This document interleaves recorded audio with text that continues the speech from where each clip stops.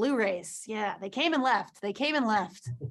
I've got some over there, and they're very sad. I don't use them that often because streaming exists. But I know they really came out right before streaming. Like DVDs were already on the way out. And they're like, "What about us?" And it's like, we don't know. It's time. Yeah. It's done. It's done. You missed it. You're a decade too late.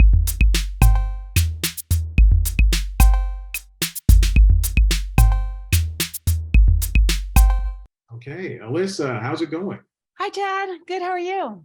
I'm doing well. I see your backdrop there is the stage that you performed on, and Yes. that's so many good memories. Yes. Yeah, exactly. For me, it's a green. Yeah, for me, it's green. But I see it in the corner there, and it reminds me of being back in New York. It's green. I thought that was real. Well, I guess I'm the You only thought one I was. that did. The show's tonight. Yeah, I'm doing it again. Oh Yeah. my gosh. Well, it's a show that can be done many times. It felt it felt very intimate, especially not just the subject matter, but just the way you told the story. So I give you kudos for that, really. Thanks. I appreciate it. Yeah. And And it's true. It is an intimate show and it is really dependent on the audience. So I do feel, even though I've done it so many times, it changed every time, depending on how the audience was feeling or receptive to it or whatnot. Yeah. well, how'd you approach writing it? Well, it kind of happened in two chapters. I went home to live with my dad and then came back after he passed away. I was living in New York City and just was doing comedy, but felt like I couldn't talk about anything else because I had witnessed this crazy thing and horrible thing. Right. So it's weird because I don't remember even writing. It was more just like, I have to like say all this stuff. These are feelings that I have that are very clear to me that I have to say. And then I honed jokes within it. So I think the writing process for this was very much like, I have to say these things. I have to get this stuff off my chest. And then how do I make it funny? The making it funny, okay, I can figure out how to do that or add jokes or work out bits. But the origin was like something I had to say.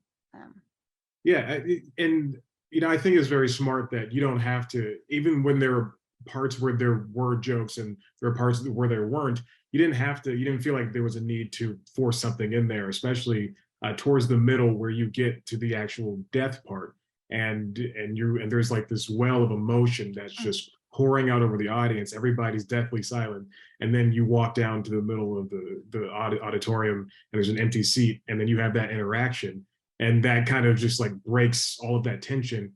None of that felt forced, and I think that's good and admirable, especially now knowing the way that you approached writing it. Thanks. Yeah, that was always really important to me, was if I want to say something serious, I can just say it. It doesn't have to end in a joke. And if I want to do a joke, I can do a joke and they can just exist next to each other, versus it being that every serious thing I said had to turn into a joke. Like I feel it's representative of grief and death, is that like happiness and sadness and jokes and pain are next to each other all the time. And so I wanted the show to give you that same sensation. Yeah. And I also appreciate how this special just started. The show just began, and the reason for everybody being there was introduced basically within that first minute. There wasn't any futzing around or anything, and it reminds me of what the Constitution means to me. That show, and I think a lot of people, when that show first started, they went in thinking something totally different, but then as it grew in popularity, people knew what they were getting into, and that's what something No Bad Days can come to, is be kind of reminiscent of that, and while living on its own in a completely different subject matter. Yeah, I have always started with a joke. It's basically I've always started. It's changed a bit, but it's always been a one-liner right away, and I think it's important to immediately let the audience know, like, hey, here's what happened, and we're gonna be okay laughing at it. And that was always very helpful for me to start the show right at the top with that.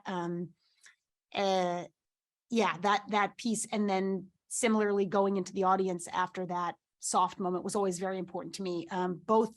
Both being like, I'm with you in both of the, like for the first one, I'm with you. I got you. We're going to laugh and we're going to talk about hard things and it's going to be okay. And then with that running moment into the audience, it's the same thing of like, hey, I'm still here. We're still here. We're in this together. I know I just brought you there, but I'm here with you, and we're doing it together. We can come back now together. Yeah. And and also I just thought the writing obviously does the bulk of the work, as it should. But your personality really carries it along. I mean, if you were a completely different uh, comedic personality, delivering these jokes and delivering the story as somebody who was, I don't know, dour the entire time or deadpan, then it wouldn't kind of work, or it'd rather just be a complete sad tale the entire time. Right. Whereas you put some upbeat, you put some energy into it, you ran around that giant stage. It all made sense in the end. Oh, cool. Thanks. I appreciate that. Yeah, that's my dad. That's my dad pouring through, and that's his messaging too. It's just like he was just a really fun, optimistic guy who made the best of any bad situation, lit up a room, and it was important to him that each day had something in it that was good, and he maintained that, as you know, through his death. And so for me, I owed it to him to do that in the show as well. Perhaps an earlier version of me would have been more dour. Perhaps if I had done this show before my dad died in some weird reality, I would have been more dour. But I think his death did push me to continue to find optimism and cheeriness within dark times. Yeah. Mm-hmm. Hearing that your dad, optimistic person, great. I love that. But also hearing we're kind of related in the sense that I also got a phone call that my dad was dying. And that was just like I remember I was at work and I got up and there was like construction going on at our at the news channel I used to work at, and I went to this room that they were working on, and there were these guys, and I was just like, can I borrow this to talk on the phone? And they were like, yeah. And then I had like a 40-minute conversation with my mom, my grandma, and my aunt, just all talking to the doctor who's explaining this for the 5th time what's happening. And so but I just think a phone call seems so impersonal, but also the best thing at that moment for anybody in our situations who have to deal with getting that type of news and then going, well, the decision is we have to drive or fly, drive 5 hours or fly 6 hours just to go and see these people one last time before they kick the bucket. And that, I think, you can relate to the audience on that type of level when as a way of connection, as opposed everybody knows someone who's died, but actually having to take action after the fact, that's a whole different thing. It's a whole, I am so sorry to hear that. And so did you go home right after? No, so I think he passed away that night. I think they pulled the plug and he passed away that night. And then I woke up, I got a text that just said, your dad's dead. And then yeah, right. So phone calls impersonal. What's the worst next thing? Text. Oh gosh. Right. Yeah, exactly. So I mean, it's just that I am so sorry.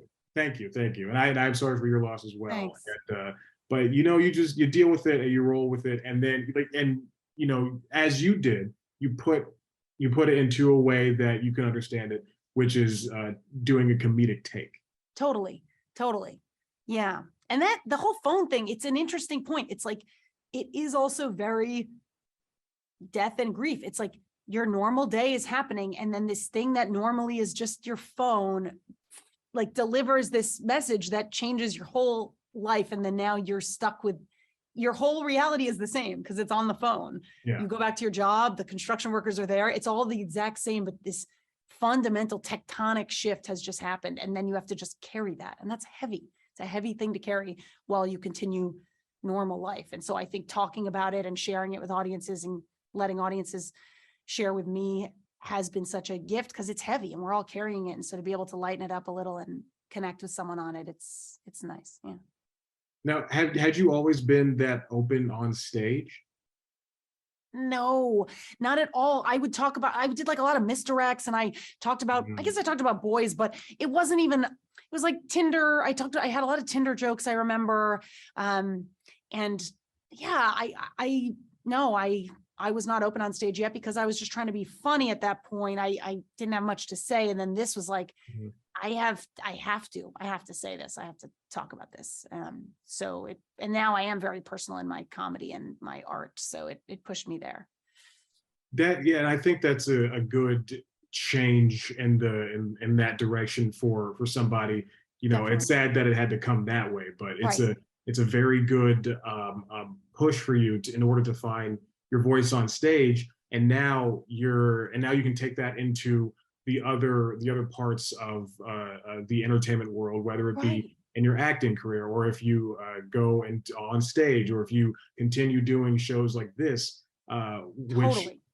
can be a profitable thing. Comics like Mike Birbiglia, he's not Yep. even, I wouldn't say stand up. He's more of a storyteller Right. who's funny. So Yes. yeah, you can continue doing this, and I think it's a very good and fun and interesting way to do comedy differently. Totally. No. And I feel definitely in terms of live comedy that this will be the way I do it, is like starting at the core. What is it that I want to say? And then how do I make it funny versus like, what do I think is funny? And yeah, I agree. In TV and art, I feel it very strongly as I continue with TV and movie projects. I'm in this show, Flatbush Misdemeanors, right now on Showtime. And that's a show that really deals with, I don't know if you've seen it, but it's like super deals with heavy topics, but they do it in such a funny, light way. And I play, an addict in it. And I felt very like, oh, I'm grateful for this experience to have shown me vulnerability on stage, because that does it. It's the same thing, just with someone behind a camera or in front of a camera. Yeah. And I also appreciate the producing behind it all, where it's like when you laid that on stage and we saw that top down view, that just opened up the entire world of this comedic, this story moment. Like at no point did I ever think, oh, we're gonna see this woman lying in the middle of the stage. I don't know if you had tape on the ground to show you where you should lie, but like direct middle of the stage, making eye contact with the camera, slow counting, and tears welling up in her eyes. That is, and then also like seeing like a guerrilla camera shot on the side of the stage with you laying down, and then Ah, there's somebody in the crowd. Like it's wonderful producing, because and I can take that because I work as a producer, so I can take that into consideration and see that totally. everything is coming together, and it really helps elevate the story to new heights. Oh, thanks. I really, really appreciate that. And that's how I feel too. And yeah, we had an all-female EP team. And I was directed by Lance Banks, who was just phenomenal. And Christine Ng was our DP, and they just did all those shots. I agree that moving shot where it was catch, because I move so much that I think it helped it feel really fluid, and it helped it capture the feeling you get when you watch me live. And that's my favorite shot of the special, the above shot. That's my favorite shot. Yeah. If I was selling Blu-rays, if physical media was still a part of our world, that's what I would put on the cover of the Blu-ray or the cover of the poster, and just like that shot Totally. in particular. Totally. Totally. Yeah. Blu-rays. Yeah. They came and left. I Yeah. I've got some over there, and they're very sad. I don't use them that often because streaming exists. But I know they really came out right before streaming. Like DVDs were already on the way out, and they're like, "What about us?" And it's like, we don't know. It's time. yeah, It's done. It's done. You missed it. You're a decade too late. yeah. Yeah, well, thank you. I appreciate that, because the look and feel, obviously I was doing it in comedy clubs, like with like a light switch on and off, and someone in the tech booth doing some music. So, oh, and my friend Matt Tuccaro composed that song, that beautiful song when I Oh wrote, wow. and his mom died of the same thing my dad died of. And so to have him be able to write that song and compose it for this special, that always felt really nice too. Yeah. And I want to end on this. How did you all go about producing? You just said, as going from comedy club to comedy club, and now in this final stage, you were Yeah. turning lights off and people working the backgrounds. But what was your take on producing it from the comedic level, for you? Well, yeah, so I was an EP as well as doing the comedy of it. So I think it was an exciting challenge where for the first time I was making creative decisions for my set and my show, while also weighing into all of the decisions for lighting and set design and shots and camera angles. So it was exciting. And also I I just had a really awesome team. And so it's like I had visions of things, but then I had pros who knew 10 times better how to execute and do it. And so I feel lucky that I was just equipped with such a great team. Shannon and Michelle at Art and Industry, Jane Church Cooper, me, we're all EPs. And then, yeah, Alan Edelman, those lights. I mean, those lights when because I couldn't really see it. And so then when I watched it the first time, I emailed him right away, and Todd Ivins with the set. I was like, you guys blew it out of the park, because you see some shots, but you don't ever see the full, because you only get one day to rehearse and shoot. So it all happens very fast. So I had to just trust all of these people, and I did, and they all just totally knocked it out of the park. Yeah, and so did you. So don't take that for granted. Thank you very much. Thank you. I appreciate that. I appreciate the time with you. This has been great, and thank you so much, and great job on the special. And I hope you have a wonderful rest of your week. Appreciate it. Thanks so much. Great chatting with you. Bye. Bye.